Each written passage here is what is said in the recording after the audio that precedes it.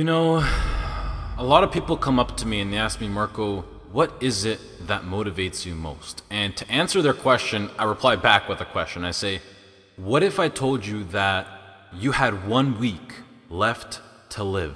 Would you regret not pursuing your dreams, passions, and desires? Would you regret not living your life to the fullest? Would you regret not spending as much time with your family, friends, or loved ones? You know, Steve Jobs said in a speech one time that he used to wake up every morning, look in the mirror, and ask himself questions like this. And he said that if the answer was yes for too many days in a row, then he knew that he had to change something. And that should go for all of us. If you're living a life that you would not be okay with losing because you weren't able to do things you wanted to do, then now you know that you need to change something. Life is simply too short and unpredictable to not live exactly the way that you please. It is ridiculously unpredictable. It is possible that on any given day to die at any point throughout that day without ever being able to see it coming. You know, when I was 13, I had this teacher who was an absolutely amazing person. I'd known him for several years then, and he had 2 kids, a loving wife. He was a man of God, contributed to the community. He gave us everything that he had, and he would bike to school every single day. I always remember him coming to school on his bike, and one morning on his way to school, it was early in the morning, he was crossing an intersection. A reckless driver comes out of nowhere, hits him, he dies on the spot, on the moment of impact. His death taught me so many valuable things in life, and one of them being that it went on to show that no matter how much you don't deserve to die, and no matter how good of a person you are, and no matter what your situation is, no matter anything, it goes to show that death is inevitable and random, and it will eventually consume each and every single one of us, whether it's in 50 years, in 10 years, next year, or even tomorrow. You cannot control it. The people around you cannot control it. As long as you're at the wrong place at the wrong time, your whole life could disappear in the blink of an eye, along with everything you wished you could have done. Whether you're walking down the street, whether you're stepping into the elevator, whether you're walking down the stairs, whether you're just existing. Listen, you'll see people from nowhere die of a heart attack. Gone. No family history, no symptoms, no causes, nothing. It happens, and that's the cruel life that we live in, and it's something that we cannot control. So what I want to make clear is that regardless of the path that you take in your life, at one point death will consume you. It doesn't care whether you floss your teeth in the morning, whether you raise a family or not, whether you go on to be rich, poor, a success, a failure, whatever, you are still going to die at one point. It is that simple, and knowing that you're going to die soon should be the biggest motivation to both make the difficult decisions in life and to get your ass out of bed in the morning. So now the question becomes, what is it that you truly have to lose?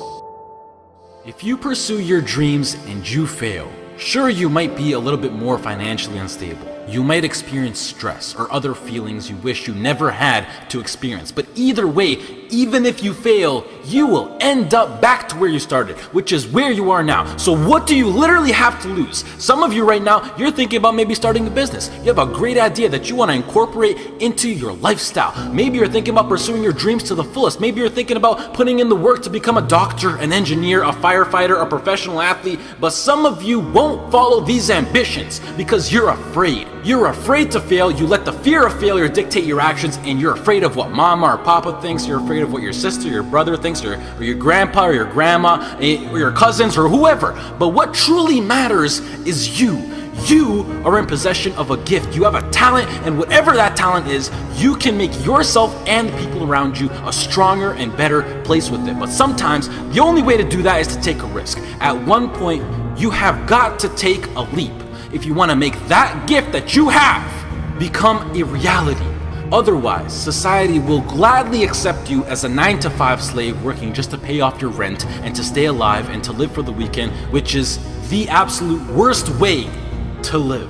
If you don't jump, believe me, if you don't pursue your gift, you will live a life full of regret, and your gift, your dreams, everything that you ever had to offer to the world will die with you. From first-hand experience, I am pissed off at myself. I am pissed off and I regret so much in my life. I can't even fathom explaining it. Not about what I've done, but what I haven't done. All the opportunities that I turned down and all the chances that I never took just because I was afraid or because I was worried about what other people think.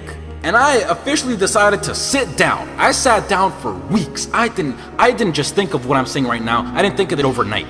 This is months. This is months of thinking, and I just sat down and I just wrote. And after comparing the randomness of death versus the chance of you failing while relentlessly pursuing your dreams versus the chance of you living a terrible life because you failed at pursuing your dreams versus just calling it a day right now and living a traditional Western world lifestyle versus everything you can think of versus absolutely everything. And I can gladly say that right now, as of this moment right here, I would rather live each day as if it were my last and take every risk possible in these sacred moments that I have on earth now to make myself as successful and happy as possible than to be sitting in my deathbed when I'm 90 years old regretting not taking a chance and thinking about what my life could have been if I just jumped when I was 18 or when I was 15 or when I was 22, because tomorrow is not a promise. I would rather die trying to live my dreams than to live a longer life filled with regret.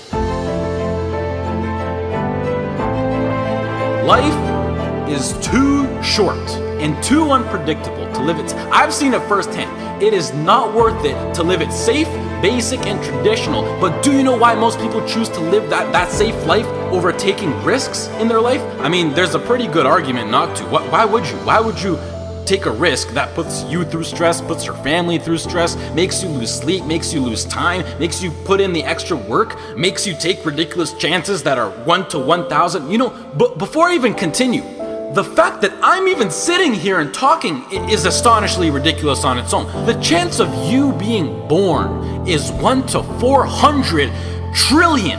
That number is so big you cannot even wrap your head around it. But okay, what I wanted to say was that the reason why people don't want to take these risks is because right now they feel like they got a lot to lose and that their current situation is relatively nice. And most importantly, right now, they are comfortable.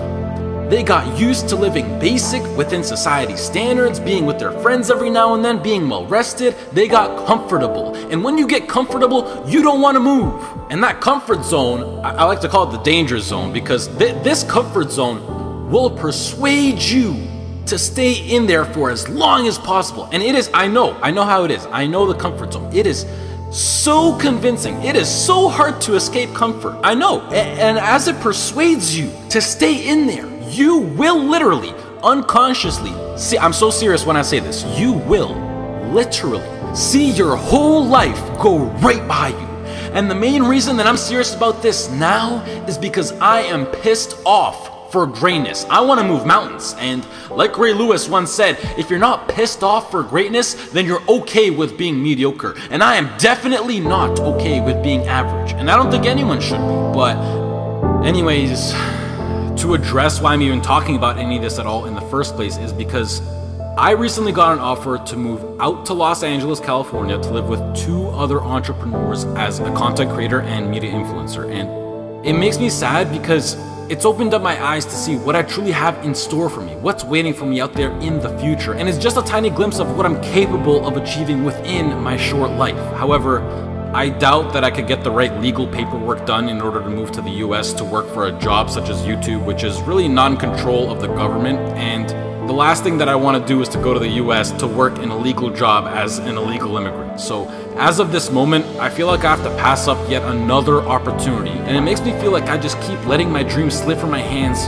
once more. And now that I've seen the reality of what is possible, this house in LA next to the beach on California with a huge city, great weather, and working a job that I would absolutely love and live for with people who share the exact same dream and vision, it has me thinking like, hell yeah, I would gladly die chasing this dream relentlessly than never chase it at all and play it safe and being trapped within my own mind of thinking about what my life could have been. I hope to do more videos like this where I speak because they're really like a therapy for me, and it helps me get my mind off things, and hopefully some people can be influenced by what I'm actually saying. I would also like to say that I think education is extremely important and plays a crucial role into bringing success into your life, and that knowledge is power. The best thing in life is to always have a backup plan and take into consideration what if something goes wrong. And it's something that every role model that I look up to tries to enforce, but I feel like education will always be here for me to come back to, whether I'm 20, 25, 40, or whatever. And I think that I have an amazing idea, vision,